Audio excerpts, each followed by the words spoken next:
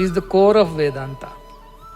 You are not the body. Yogis will say, practice this meditation, that meditation in your body, there are chakras, and it says you are not even the body. Why are you bothered? Then it says, no, you purify your thoughts, do chitta shuddhi, do upasana, do this pujas. He says, why are you bothered about it? You are not even the mind. Then they will say, no, go back in state of deep meditation and lose your mind and things like that. Why are you worried all this? You are not on any of these things. You are the pure consciousness. That is why Chidananda Rupa Shivoham it says. I am not this, not that, not this. On what basis Shankaracharya said that? This is the basis. That the pure consciousness is me. When I am awake, I think pure consciousness is happening to me. When I am dreaming state, I think pure consciousness is happening by me. When I am in deep sleep state, our understanding would be the pure consciousness is happening through me without any effort from my side. But the truth is that pure consciousness is happening as me. This is the truth. That alone is me, everything else is modification of that. Sweetness alone is sweetness.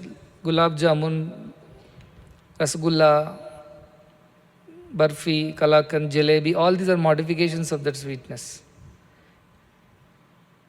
But pure sweetness is sweetness only. That sweetness cannot be qualified. Can you qualify it in any way? Nothing you can tell about that sweetness. It is sweetness, that's all. If you put it on your tongue, you know it is sweetness. By experience, you know it is sweetness. It exists in all gulab jamuns and rasgullas and pedas and everything, but by itself it does not undergo any modification.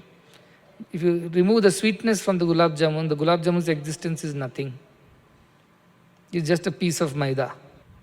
Not even sugar, because sweetness can come through jaggery, it can come through palm juice, it can come through date syrup, anything. Sweetness is the quality, and that quality cannot be described in any other way other than its own experience. Like that, this I, the consciousness, the pure awareness is what is flowing through all of us. Because of which you are a man, you are a woman, you are old, you are young, you are a teacher, you are a student. Everything else is only because of the existence of this I, the supreme consciousness. Remove that, you don't exist.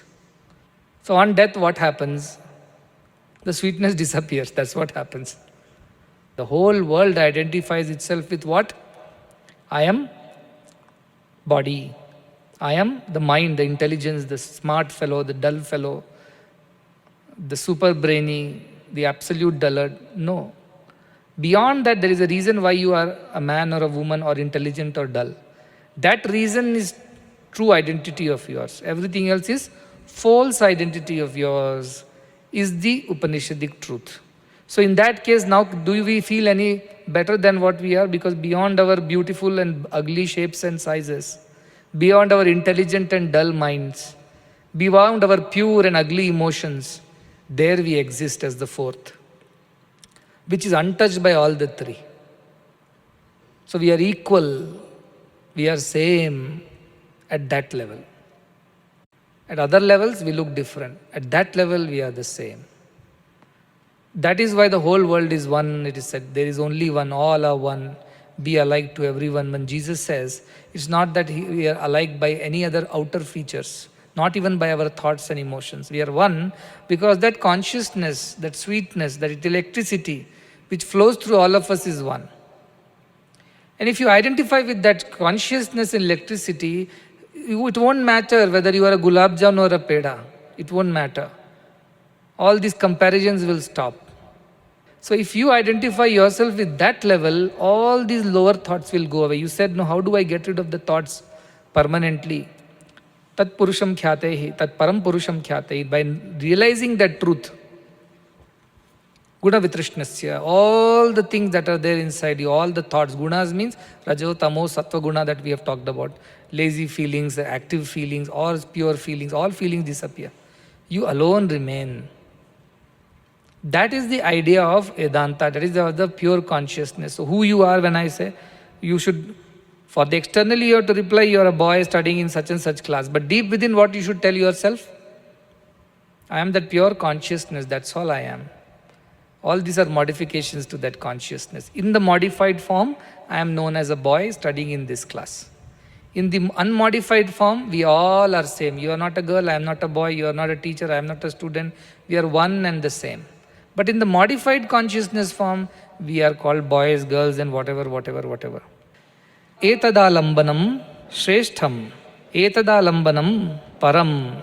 Etadalambanam gyatva brahmaloke mahiyate. Quite simple. It's about the description of Omkara. It says Omkara's support. If you use Omkara as the support to meditate on your true self, that is the best thing to do. Best mantra, best support is Omkara. Because after Omkara, all modifications start. What are modifications? You think God is a Devi, God is a man, a woman, a superman, a superwoman. All this starts after Omkara. All the mantras of various gods, goddesses, everything start after Omkara. So leave all that. Just depend on Omkara is saying. If you depend on Omkara to do your spiritual practices, this is the best way to practice spirituality. Shreshtham. Etadalambanam, using this as a support, is the param. It is the best and the highest. Beyond that Omkara, there is no mantra. The best and the highest mantra that can ever exist is just Om by itself. No other mantra is equivalent to that. You will say, Swami, Gayatri mantra. Gayatri mantra also starts with Om. Because unless you switch it on, nothing glows. So Om is the switch of Brahman. Switch it on, all the mantra starts glowing. Without understanding Om, the whole mantra that we chant is no use. First understand that Om. And Etadalambanam Param, that is why it takes us to Param. That Param Brahma we can experience through that too. Etadalambanam Gyatva, once you understand, that is why this much of description of Omkara. Because you have to understand Gyatva. You have to understand the significance of Omkara and experience the significance of Omkara. Gyatva is not about theoretical understanding. It's the practical experience of Omkara, that's when you know Omkara. Gyatva is the word used. Like, I know the sweet. How do you know the sweet? I have tasted the sweet, so I know it is sweet. There's no other way. I can fool you by putting sugar in salt bottle and salt in sugar bottle. And you can't say this is salt and that is sugar. Many people do mischief like that. But then, only when you put it on your tongue, you know this is salt and that is sugar. So Gyatva means not seeing it. Gyatva is not hearing it. Gyatva is not chanting it. Gyatva is experiencing it. So when you practice Omkara like that and you truly experience that how you are the supreme pure consciousness like the silence without any attributes, and from you emerges the waking world, the dreaming world and the deep sleep world, and into you everything goes back. You are the very basis of everything, the consciousness. When you think like that, that is Gyatva. So using Omkara, when you meditate and think like that, what is going to happen to you? Brahmaloke mahiyate. Brahmaloka means the Saguna Brahma. Mahiyate means even higher loka you can attain only through Omkara. You choose how far you want to go. Suppose somebody told you have to go to Bangalore, you go to Chikbalapur bus stand and say, how do we go to Bangalore? He says, one bus goes till Yelahanka and there you change the bus to Bangalore. Somebody told you like this in ashram. Now you went to Chikbalapur and got into a bus. What question you asked? You asked, does this bus go to Yelahanka? Because you were told Yelahanka and then Yelahanka you have to change the bus. So you got into the bus. You asked, does this bus go to Yelahanka? The driver says, of course. Get me a ticket to Yelahanka. You pay the ticket, whatever, 20, 30, 50 rupees, and he took you inside the bus. Now when Yelahanka comes, you realize that this bus also goes to Bangalore. You don't have to change the bus. But you asked the wrong question to the driver. Had you asked, is this bus going to Bangalore? He would have told yes. And then you could have bought the ticket all the way to Bangalore. But somebody misguided you that first go and ask if you can go to Yelahanka. From Yelahanka you can go to Bangalore. Because that poor fellow would have gone that way years ago when there was no direct bus to Bangalore. So he fooled you into thinking that the only way to reach Bangalore is first go to Yelahanka, get off the bus, take another bus which will go to Bangalore. Somebody told you. You simply blindly followed. But you didn't use your discrimination to think and ask the driver, does this bus go to Yelahanka? Of course goes, yes. Does it go further? Yes, it goes. Till where? Till Bangalore. Oh good, then give me Bangalore ticket. Your problem is solved, but you didn't use your Viveka, not the Vairagya from the previous wrong learning, not the Viveka for the good learning, both you did not use. That's where you ended up in a mess. Why? Because you got down from this bus and the next buses are coming, but nobody is stopping at Yelahanka. You're waiting, which bus will stop, which bus will stop, which bus will stop. Once in a day, one bus stops in Yelahanka. That's it. You could have been in Bangalore by now. So like that, use your discrimination. Omkara can give you the physical, worldly benefits also. They say when you meditate on the part of this, you become strong in your Jagruta Avastha. When you are awake, you are very efficient. Mantra takes care of that. The U part of the Omkara takes care of that. Even in dream, in your mental sheath, intelligence increases. Mantra takes care of that. The peace and harmony in your life, the balance increases. But silence takes care of that. You attain the supreme most, and therefore you have nothing to worry. There's no more desires. There's nothing called cravings, and all these, as you said, weak thoughts come and trouble you. All these problems will go away. If you understand the fourth, the silent part of the Omkara. So Omkara is the way. It will take you to Tevanhalli, it will take you to Yelahanka, it will take you to Hebbal, and it will also take you to Bangalore. You choose. If you get off at Yelahanka, that is up to you. And from Yelahanka, you want to go further and get off at some other Hebbal, so up to you. So Omkara is one mantra which can take you all the way to Bangalore, that is Supreme Self, or it can drop you on the way based on your choice, based on your chanting, based on your effort. So use Omkara as one single mantra that can take you all the way to Brahman. Don't abuse it by chanting it for a lower thing. Chant so that you attain the highest. By how? Listen to the silence, that is the fourth.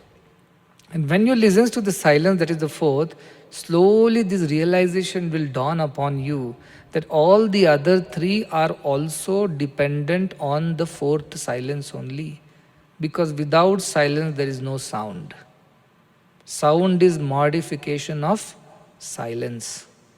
So silence alone is truth, sounds are untruth. What is the idea of truth and untruth in our scriptures? That which can be on its own without anybody's help. That is truth. Sat, it is called. What is asat, untruth? That which needs somebody else to exist. It cannot exist on its own. Simple definition. Bulb, the light in the bulb is dependent not on the bulb but on the electricity largely. There will be many bulbs, but electricity is not the right one. The sounds in the universe are dependent on the silence. Silence doesn't need anything to support it. Does it need anything to support? Silence is silence by itself. Sounds need the support of silence, because before sound there has to be silence, during sound there has to be silence, and after sound there has to be silence. Then only you hear the sound.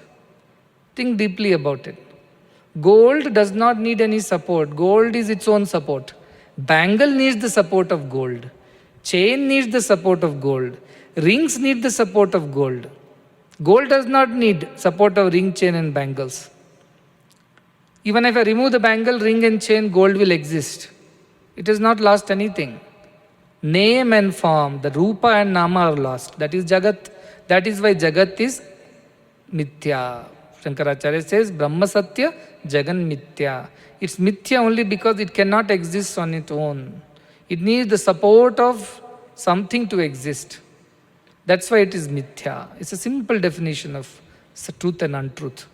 Gold is the truth. Why? Because it doesn't need anything else to become gold. It is gold by its own. But bangles need gold to become bangles. Chains need gold to become chains. Like that, this body, this mind needs the support of the self, the consciousness, to remain body and mind. If conscious is not there, body and mind cannot exist on their own. Therefore, body and mind are untruth. So when you have to identify yourself, you have to identify not with the bangle or a chain, but you have to identify yourself with the gold. Likewise, you have to identify yourself not with the body and the mind, you have to identify yourself with the pure consciousness that flows into this body and mind, because of which everything is alive. You can't identify yourself with the fan or the light, you have to identify yourself with the electricity, which is the reason behind that. It's a very subtle thing. That's why Anoraniyan it is said. It's Sukshma. It is very subtle. But knowing that only you get to know everything. Without knowing that, you don't get to know anything. Just to one more example, I'll give you an example. What is a hydrogen gas? It's collection of hydrogen atoms. What is a hydrogen atom? It is a one proton, one electron. So because of that one proton, one electron, it's called hydrogen atom. Suppose there are two protons, what will happen? What is the atomic number if two protons come? It will become two atomic numbers. So same thing is called now helium. Is the proton of hydrogen different from the proton of helium? Is the proton in the helium or the electrons in the helium are different from the electrons and protons in beryllium, boron or oxygen, nitrogen? Are they? They are not. Just because there are two of them, it's called helium. If only one proton remained, it will be called hydrogen. Suppose three protons join together there, then you suddenly call it as lithium. And 8 of them join together, you'll call it oxygen. 6 of them carbon. So what is happening? The basic proton unit is same. But the qualities that the gases, like oxygen, is very different from hydrogen. Both are gases. And both are made up of the same proton and electron. Can you believe this? The oxygen proton didn't come saying, I am the oxygen proton, specially customized, made for oxygen gas. And hydrogen proton cannot say, I am made for hydrogen gas, I am not made for anything else. No. They are all the same basic building blocks. But coming together in more numbers is giving them different quality. You understand the point? Like that, the basic building block of all of us is that Atman alone. It is the same. The Atman in me is not different from the Atman in you. But why your properties are different from my properties? Because something else is happening along with that Atman. The upbringing, the thoughts you gathered on the way, the Sangha that you kept, the things that you got into, the friendships that you created, all this has modified that Atman. That's why properties are different now. The idea of all existence is one. Atom is the existence of all. Atomos, that is what the Greeks say. Atman, does it ring a bell? Atman, atom, atomos. The basic building block of everything is an atom. Of course, further you can go, but proton, electrons also basics only. Because all of have the same proton, electrons and neutrons. The quality of the proton or the property of a proton is same, is a positively charged. And the electron is negatively charged. That is all the properties. But when they come in different combinations, imagine hydrogen and oxygen are gases, but when they come together, they become water, liquid. Isn't that very strange? Originally, they were just atoms, same proton, electron with the similar properties. When they got together, they become their gas. And when they further combine together, they become water. And further they freeze, they become something else. Dry ice, and things like that. So idea is that all the basic blocks are the same. The Atman is the basic of everybody. The supreme consciousness is the basic of everybody. And everybody is made of the same thing. Therefore, we are not different. So with that, we enter the next shloka, which is the core, as I say, the central shloka. Na jayate mriyate va vipaschit, nayam kutaschin nabhuva kaschit, ajo nityah shashvatoyam purano, na hanyate hanyamane sharire. That is why all this background to explain this shloka. What does it says? Na jayate, it is not born. Na mriyate va, it does not die. Va vipaschit, it is aware. Vipaschit means intelligent. This intelligent one is not born, this intelligent one does not die. Na ayam kutaschin, na babuva kaschin. Never. It has happened that I have come from elsewhere or I was not there here, I came from elsewhere, nor it will ever happen that I won't exist again. Neither I come from anywhere, nor I go anywhere. That's what it means. I was, I am, I will be. I am constant across all the three, past, present and future. That is the idea of Nayam kutaschit, na babuva kaschit. Now I did not come from anywhere now here, and neither I'll go anywhere from here. I exist at all times. That is this kind of intelligence. And also it says ajo, it's never born, aja. Ja means to be born, aja not born. Nityaha, it is always constant. Everywhere constant. Shashvatoyam, eternal, it never gets destroyed. because it lived too long like an old man, doesn't die. It always remains. Purano, it is the ancient one. It has been there right from the very beginning. There was nothing older than this. It is the oldest. Na hanyate, it does not die or killed. It does not get killed. Hanya mane sharire, when the body gets killed. It does not get killed. It does not get destroyed when the body gets destroyed. This is the actual answers to Nachiketa's question. Ayamasti iti eke, nayamasti iti cha eke. They say it exists, the others say it does not exist. Tell me what is the truth. Does that exist or does that not exist? So here he begins in saying that one which you are asking about is never born, it never dies. There was never a time when it was not there, there will never be a time when it won't be there. This one has always been there, constant, eternally. It is the most oldest, the ancient one. Before everything else came into existence, it came into existence. And it cannot be killed or it cannot be destroyed when the body is destroyed. This is the truth that Nachiketa wanted to know, that if my body gets destroyed, if my heaven merits get exhausted, what then? What next? It says, no, beyond this body and your merits and the mind, emotions and thoughts and intelligence, there exists a supreme intelligence called consciousness. That one is never born, it never dies, it never, there was a time when it wasn't there, there won't be a time it won't be there. It is there. Your bodies have come and gone. But that has always remained. It has never increased, decreased, got modified, nothing. It was always there. All these modifications and superimpositions that you see are false. They die. When body dies, we think we died. We don't die, because if we are not the body, body identification is the reason why we think we die. But we don't die. When a character dies on the stage, let's say Yakshagana is going on, and the character is Kamsa, he has to be killed by Krishna. Now during the Yakshagana, there is a big battle between Krishna and Kamsa, and the Kamsa is killed by Krishna. Kamsa died. Did the actor behind the Kamsa costume die? Did the actor die? The character died on the stage. Actor did not die.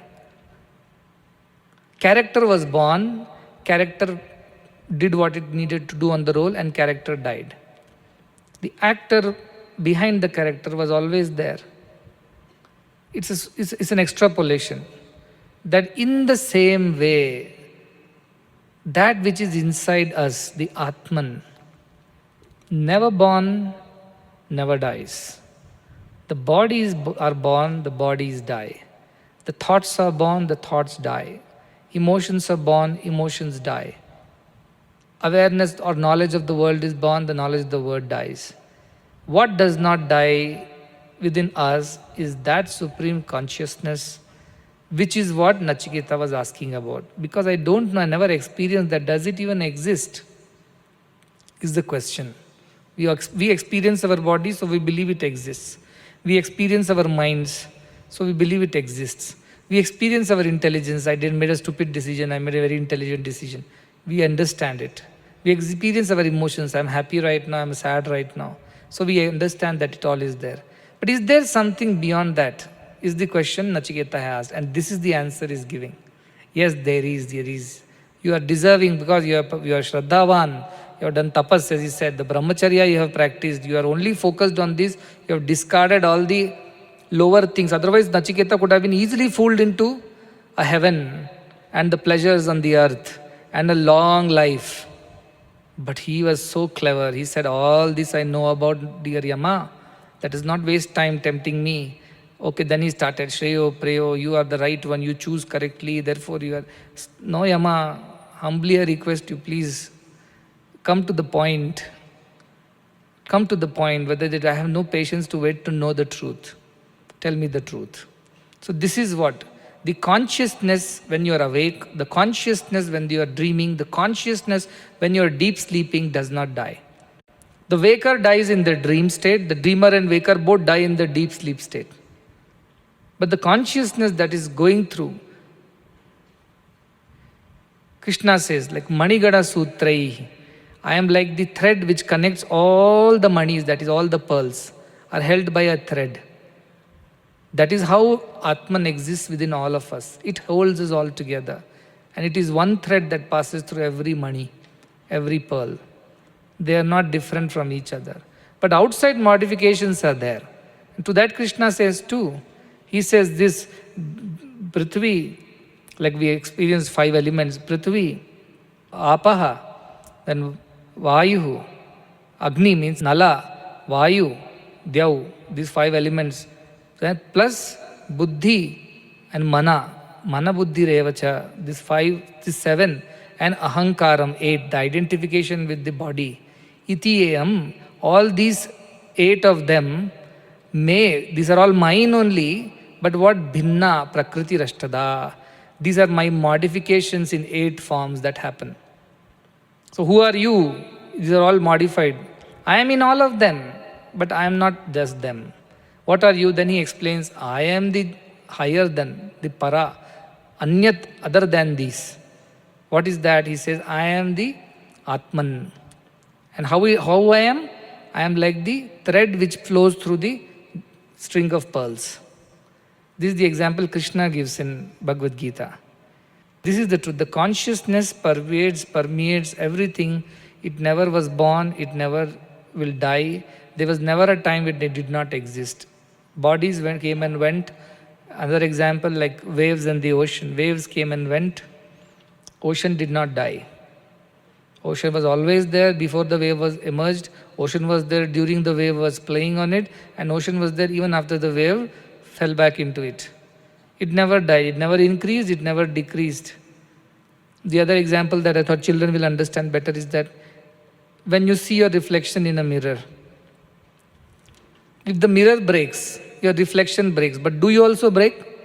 You don't break into pieces. The reflection breaks into the pieces because the mirror broke. The mirror of your mind broke. So your experiences broke. The experiences of the body also broke. But you as the consciousness never broke. You, the object, didn't break. The source did not break. A mirror simply is your reflection. What you think that you are the reflection. You are the body. No, you are the reflected one. The original is here. World is a reflection in your mind. So if mind is scattered, mind is sad, you don't become sad. Because you as pure consciousness is always the same. It doesn't change. The reflection breaks. The person doesn't break into pieces. But reflection is not real. However, it cannot be there without the person. Without the person, can there be a reflection? No. But is the reflection the person? No. That is the idea. The world is nothing but like a reflection of the God. This body is nothing but a reflection of that God. When the body reflection disappears, the object has not disappeared. Because the mirror has broken into pieces, it does not mean that the object is also broken into the pieces. That is the ultimate truth. Then you will say, so each of us is different. Like in mirror, my reflection is different from your reflection, so we are different Atmans. No, it says it's like one sun that shines in all the pots of water. One God alone shines in all our hearts. There are no different gods. You say, no, this is my God which is within me, and that is her God which is within her, and his God which is within him. No. In all of us, the same God only shines. The same electricity flows through all. So when you die, the electricity does not die. Or when I die, the electricity doesn't become any less. Electricity is less by 1 unit. No. Bulb has got fused. Electricity didn't get fused. Body disappeared. Electricity didn't disappear. Bulb died. Electricity did not die. Like that, bodies die. Minds die. Emotions come and go. All experiences come and go. What does not die is the original source of everything. A sun which is shining in the sky is reflected in all pots. When the reflection moves, because the pot moves or the water moves, it has sun broken into pieces. Sun has never broken into pieces. In various spots, sun is not become wavy or has not become distorted. The reflection has become distorted. That's all it is. That's all the truth is. So think of your body as the pot, think of your mind as the water, and the reflection of that original sun as the consciousness, the Atman. That's all is the truth of our lives.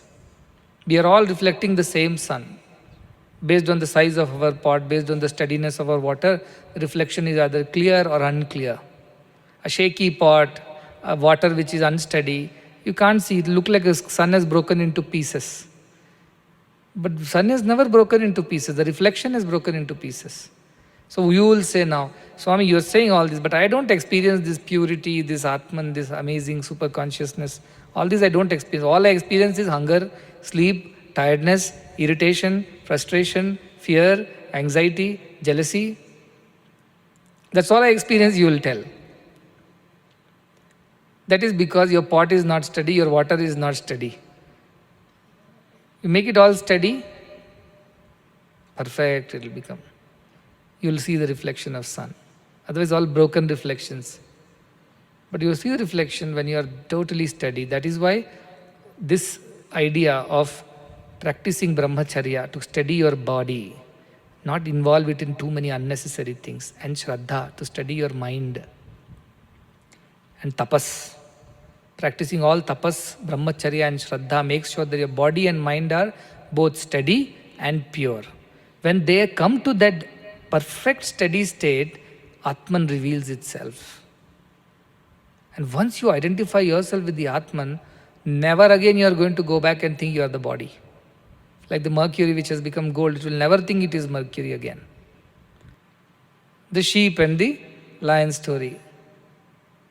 I am a lion cub. I have realized I am a lion cub, then how can I go back to eating grass? So what if I eaten grass for so long? Now there is no reason why you should go back. So the day you realize that you are that self, you are Brahman, you are that divinity, no way you can go back to your older habits. It's not possible.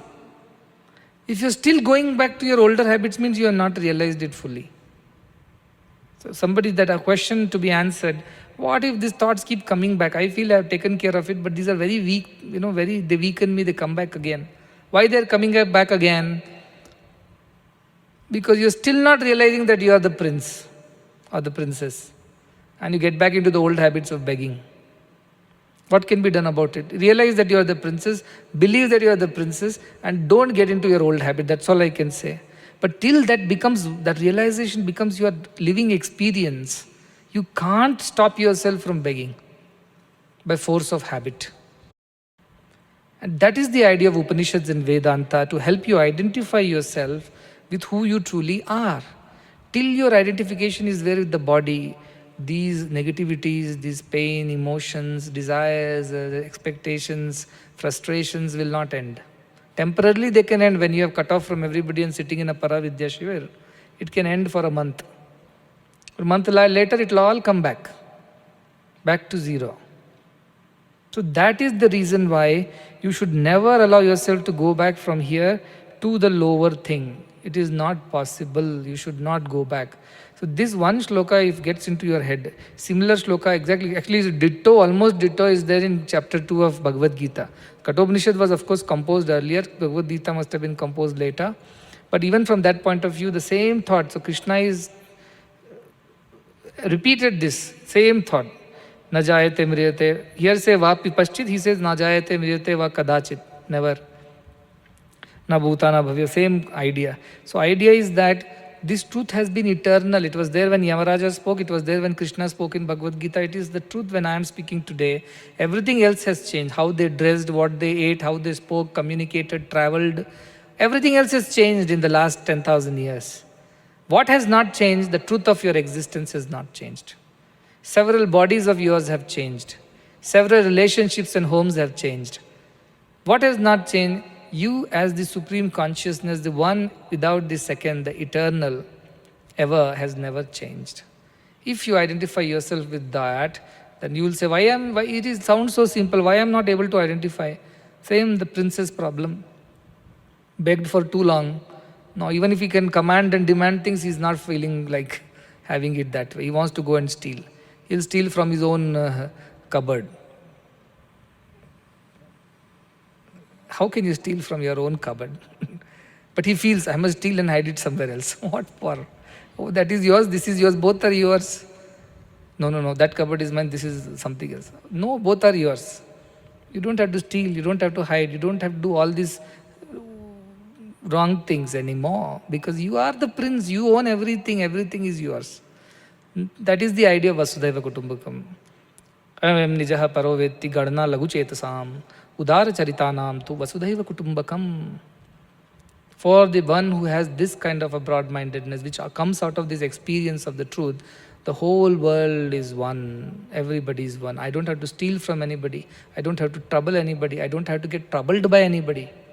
All negativities, all problems just disappear. Kama, Krodha, Lobha, Moha, it's all disappear like the dewdrops disappear when the sun shines.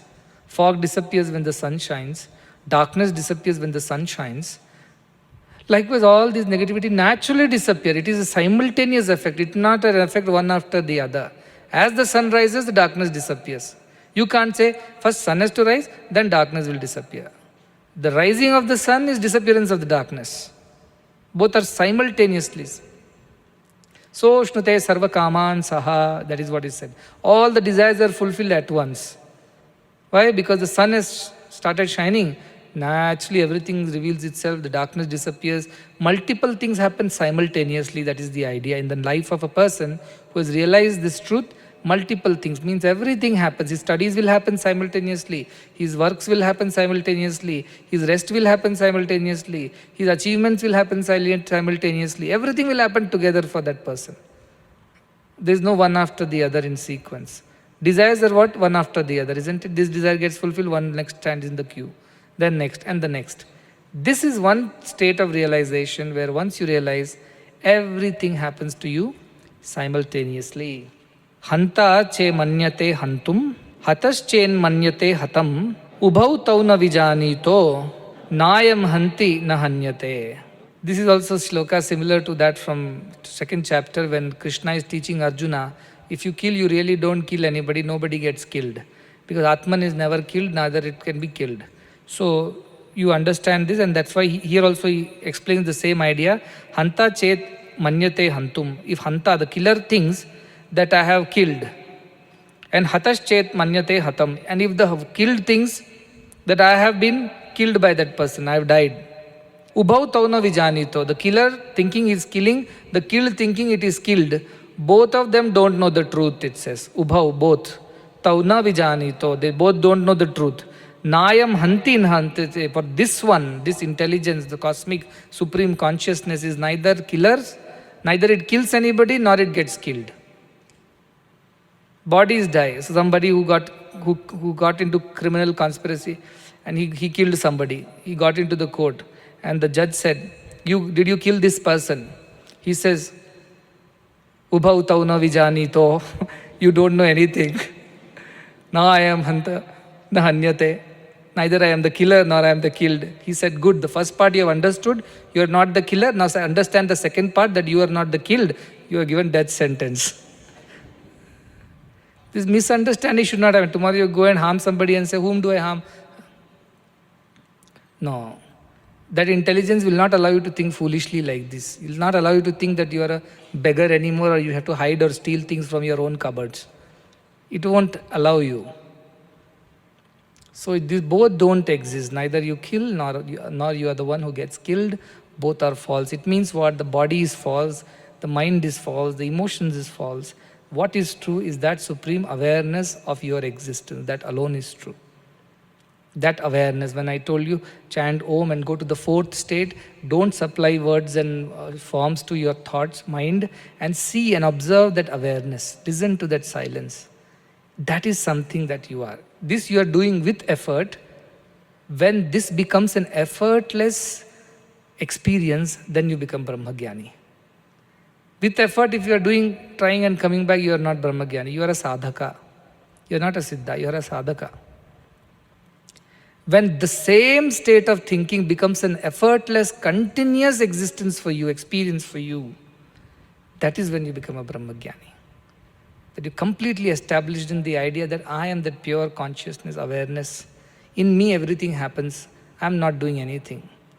I'm just a witness to everything. And everything is happening like ocean is a witness to the waves. It happens in ocean. But ocean is not doing or not trying to stop it also. It's all happening as a part of the scheme, as a God's direction and play. I'm just a witness. I'm just enjoying. I'm just aware that all this is happening. Beyond that is nothing to get entangled with. So that is the idea. It's a very, very powerful, very important. In fact, the very core of the principle of Sanatana Dharma. Sanatana means eternal, that which cannot be destroyed. Sanatana means that which always was, is and will be. That is the nature of the Atman, that is the nature of the Prajna or the consciousness. And that is not ever born, nor it stays, nor it gets destroyed. That is why Sanatana Dharma's core principle is this. On that basis only, this Dharma is called Sanatana Dharma. Hindu Dharma is not this. Hindu Dharma has so many other things to it. But Sanatana Dharma is the overarching Dharma for every Dharma. This is the very basic foundational truth that we never die, we are never born, there was never a time when we did not exist. There will never be a time we won't exist, provided we understand that we are not the body and the mind. We are the consciousness which permeates everything. And our consciousnesses are not different. It's one sun that reflects in all parts. Likewise, it's one consciousness which is flowing through all of us. That is why we are same. These modifications of men, women are false. These modifications of rich, poor are false. This modification of intelligence, dull is false. All these modifications, it's a part in the play God has given you. Put on the costume. Like in Yakshagana, men only behave like women. Doesn't mean that by end of the drama he is transformed into a woman. He comes off the stage, is back to his man, whatever his original self is. Likewise, we are modified today. In this birth, you are a woman. In previous birth, you would have been a man. Many, many births before, you would have been an animal too. So which is real of all these things?